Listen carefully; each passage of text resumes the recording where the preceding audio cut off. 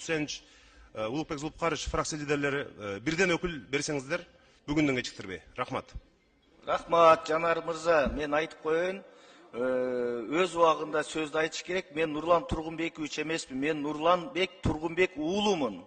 Кып-кыргызча жакшынакай кылып кайрылыңыздар. Сиздерден сураныч. Нурланбек Тургунбек уулу. Нурланбек Тургунбекович жок. 3-микрофон. 4-микрофон.